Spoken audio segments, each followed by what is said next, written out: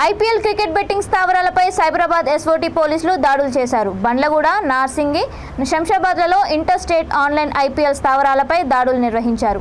ఈ సందర్భంగా 7 వ్యక్తుల్ని అరెస్ట్ చేశామని కమిషనర్ స్టీఫెన్ రవీంద్ర మీడియా సమావేశంలో తెలిపారు.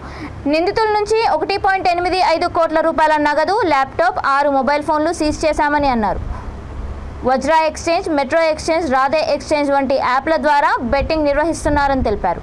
నిందితులపై ఇప్పటికే శంషాబాద్, రాజేంద్ర నగర్, నార్సింగ్ పిఎస్లలో 3 కేసులు నమోదయ్యాయని తెలిపారు.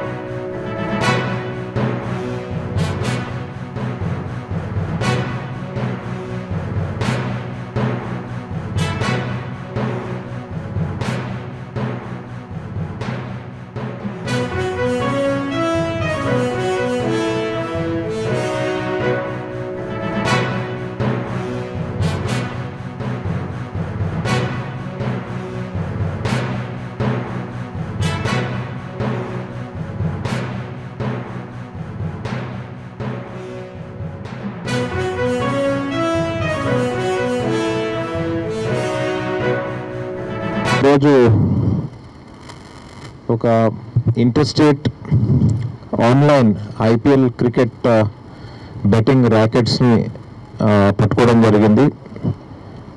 మరి 3 కేసెస్ చేశాము. ఇందులో మనకి ఆర్జీఐలోని, రాయన్ నగర్, నార్సింగి పోలీస్ స్టేషన్స్లో and about 1.84 crores of cash and bank అకౌంట్స్లో కూడా ఈ మనీ రికవర్ చేశాము. టోటలీ 7 బుకీస్ని అరెస్ట్ చేశాము and about 36 mobile phones, then laptops and routers and tabs ఇవన్నీ కూడా సీజ్ చేయడం జరిగింది. మరి డీటెయిల్స్లోకి పోతే ఫస్ట్ కేస్ మనకి శంషాబాద్లోని జరిగింది.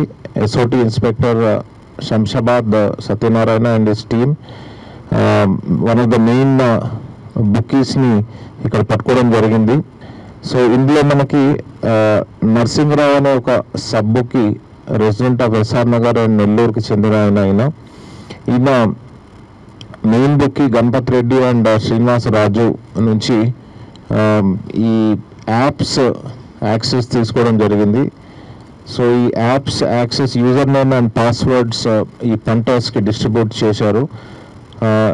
చేసి తర్వాత ఈ గేమింగ్ రన్ చేయడం జరుగుతూ ఉన్నది. ఈ 3 యాప్స్ అంటే వజ్రా ఎక్స్చేంజ్ ఇది, తర్వాత ఈ metro exchange and Radha exchange అని ఈ 3 యాప్స్ ఇచ్చి చాలా పెద్ద ఎత్తున వీళ్ళు ఆన్లైన్ ఐపీఎల్ బెట్టింగ్ చేస్తూ ఉన్నారు.